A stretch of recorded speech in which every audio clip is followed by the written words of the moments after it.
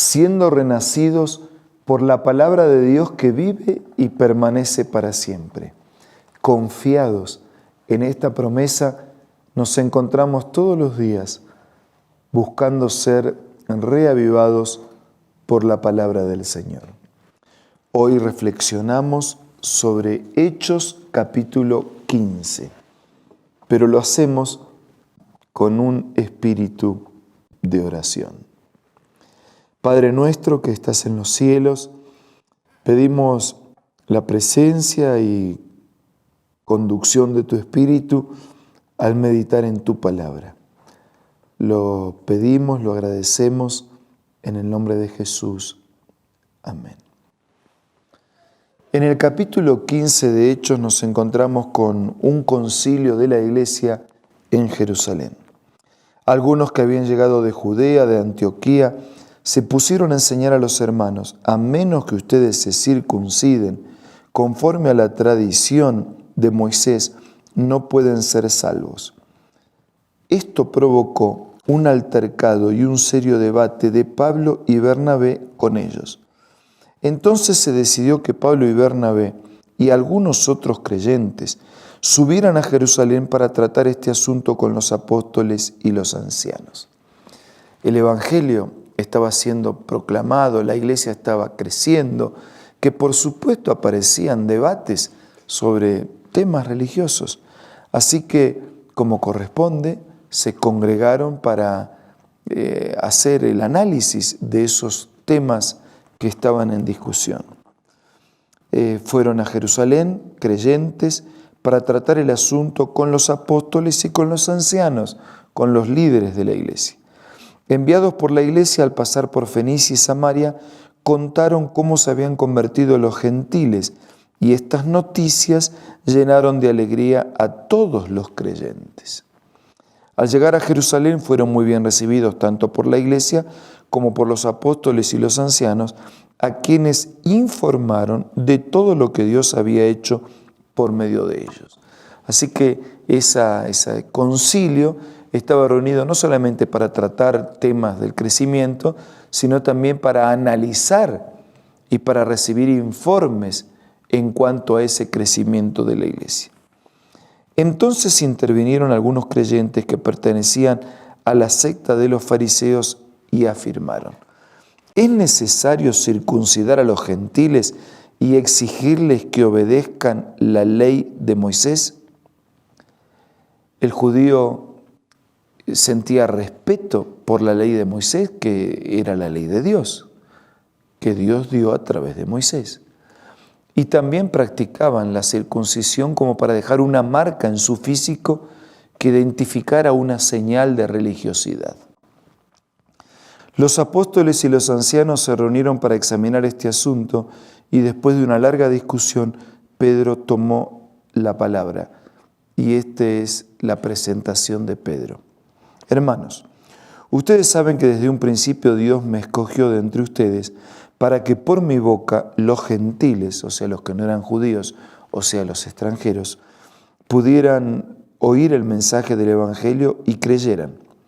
Dios, que conoce el corazón humano, mostró que los aceptaba dándoles el Espíritu Santo lo mismo que a nosotros, sin hacer distinción alguna entre nosotros y ellos, purificó sus corazones por la fe.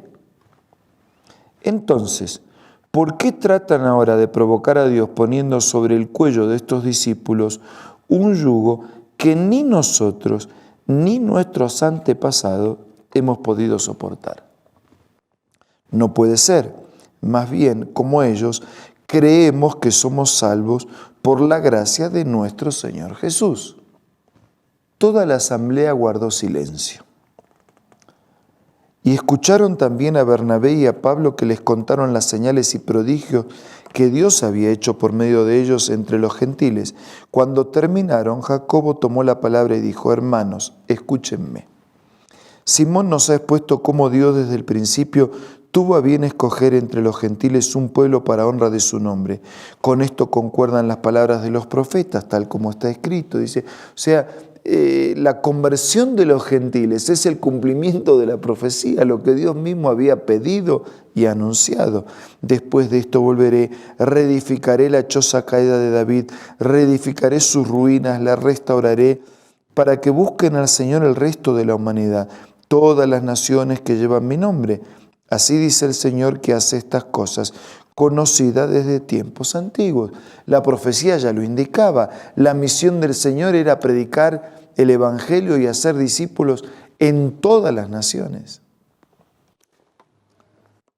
Versículo 19. Por lo tanto, yo considero que debemos dejar de ponerles trabas a los gentiles que se convierten a Dios. Más bien debemos escribirles que se abstengan de lo contaminado por los ídolos, de la inmoralidad sexual, de la carne, de animales estrangulados, de sangre. En efecto, desde los tiempos antiguos, Moisés siempre ha tenido en cada ciudad quien lo predique y lo lea en la sinagoga todos los sábados. Es decir, hay que respetar la ley de Moisés, hay que respetar, hay que adorar a un solo Dios, hay que adorar a un solo Dios. Pero esas ceremonias o esas marcas externas que no hacen a la fe, que no hacen a la religión, que no hacen al compromiso, ¿para qué vamos a poner una carga sobre los gentiles que no tiene significado valedero? Versículo 22. Entonces los apóstoles y los ancianos, de común acuerdo con toda la iglesia, decidieron escoger a alguno de ellos y enviarlos a Antioquía con Pablo y Bernabé. Escogieron a Judas, llamado Barsabás, a Silas, que tenía buena reputación entre los hermanos, y con ellos mandaron la siguiente carta. Los apóstoles y los ancianos a nuestros hermanos gentiles en Antioquía, Siria, Cilicia, saludos. Nos hemos enterado de que algunos de los nuestros, sin nuestra autorización, los han inquietado a ustedes, alarmándoles con lo que les han dicho. Así que de común acuerdo hemos decidido escoger algunos hombres y enviarlos con nuestros queridos hermanos Pablo y Bernabé, quienes han arriesgado su vida por el nombre de nuestro Señor Jesucristo. Por lo tanto, les enviamos a Judas, a Silas, para que les confirmen personalmente lo que les escribimos. Nos pareció bien al Espíritu Santo y a nosotros. Miren qué unidad, ¿no? Nos pareció bien al Espíritu Santo y a nosotros. Una iglesia dirigida por el Espíritu Santo. Nos pareció bien a nosotros. Nos pareció bien al Espíritu Santo y a nosotros no imponerles a ustedes ninguna carga aparte de los siguientes requisitos: abstenerse de lo sacrificado a los ídolos, de sangre, de la carne de animales estrangulados, de la inmoralidad sexual. Bien harán ustedes si evitan estas cosas. Clarificaron algunos conceptos de la práctica que tenía que ver con los principios morales y religiosos establecidos por Dios y les recordaron que fueran firmes en abstenerse de esas malas prácticas. Una vez despedidos, ellos bajaron a Antioquía, donde reunieron a la congregación y entregaron la carta. Los creyentes leyeron, se alegraron. Judas y Silas, que también eran profetas, hablaron extensamente para animarlos, para fortalecerlos. Y después de pasar algún tiempo, los despidieron en paz. Y Pablo y Bernabé permanecieron en Antioquía, enseñando y anunciando la palabra del Señor. Los últimos versículos de este capítulo nos hablan de un desacuerdo entre Pablo y Bernabé. Pablo le dijo a Bernabé: volvamos a visitar a los creyentes en todas las ciudades en donde hemos anunciado la palabra del Señor y veamos cómo están. Resulta que Bernabé quería llevar con ellos a Juan Marcos, pero Pablo no le pareció prudente llevarlo porque los había abandonado en Panfilia y no había seguido con ellos en el trabajo. Así que se produjo entre ellos un conflicto que terminó separando. Bernabé se llevó a Marcos y se embarcó rumbo a Chipre, mientras que Pablo escogió a Silas. Y después que los hermanos lo encomendaron a la gracia del Señor, Pablo partió y viajó por Siria y Cilicia, consolidando a las iglesias. Es interesante ver que la Biblia nos cuenta detalles, ¿no? La Biblia no cuenta solo las victorias, los triunfos. La Biblia también cuenta las desavenencias para que aprendamos, para que no las repitamos y para mostrarnos que Dios es capaz de escribir derecho sobre líneas torcidas, porque aún aquella desavenencia fue utilizada por Dios para que se multiplicaran los equipos de trabajo, para que se llegara a otras regiones y para que el Evangelio pudiera seguir avanzando. Sí, el plan de Dios es que la iglesia sea ordenada, por eso había un concilio, por eso se tomaban decisiones con los líderes, con los dirigentes, por eso las decisiones eran aceptadas y aplicadas, y por eso esa iglesia tenía un foco, y el foco de la iglesia era crecer, el foco era predicar, el foco era cumplir la misión, el foco era terminar la predicación del Evangelio para que Jesús regrese. Ese foco todavía está vigente para la iglesia y para cada hijo de Dios hoy. Y yo me pregunto, concluyendo, ¿cuál es nuestro compromiso en lo que hablamos y en lo que vivimos con la predicación y con el privilegio y responsabilidad de compartir esta bendita esperanza? Ahora los invito a compartir momentos de oración.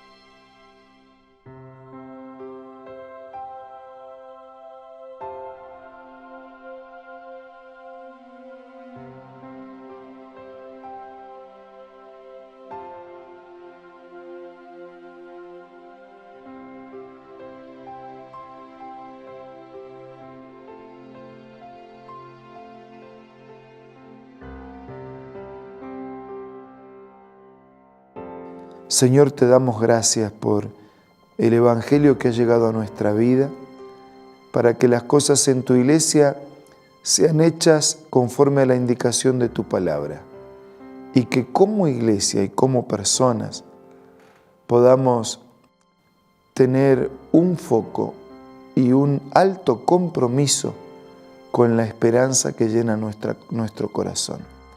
Ayúdanos a creer, ayúdanos a testificar por la palabra y por el ejemplo de la vida de esta maravillosa esperanza, de una misión que debe llegar hasta lo último y de un Jesús que está muy cerca a regresar. Bendice a todos nuestros hermanos y amigos, te pido y te agradezco en el nombre de Jesús. Amén.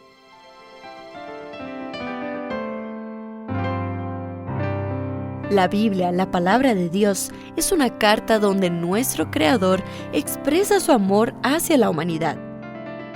Es una recopilación de textos que en un principio eran documentos separados, escritos por varias personas, todas ellas inspiradas por Dios. Primero en hebreo, arameo y griego durante un periodo muy dilatado y después reunidos para formar la Biblia cristiana. Está dividida en dos grandes secciones, el Antiguo Testamento con 39 libros y el Nuevo Testamento con 27. En la Biblia se desarrolla la historia de la salvación de Dios al hombre. En toda ella hay una línea conectora que une todo, Jesucristo. Busca también en tu App Store o Play Store y encontrarás varias opciones. No olvides descargar también el aplicativo Reavivados por su palabra y sigue la secuencia de su lectura. La Biblia es la palabra de Dios. Muchas gracias por su compañía. Les dejo un abrazo y será hasta mañana, si Dios quiere.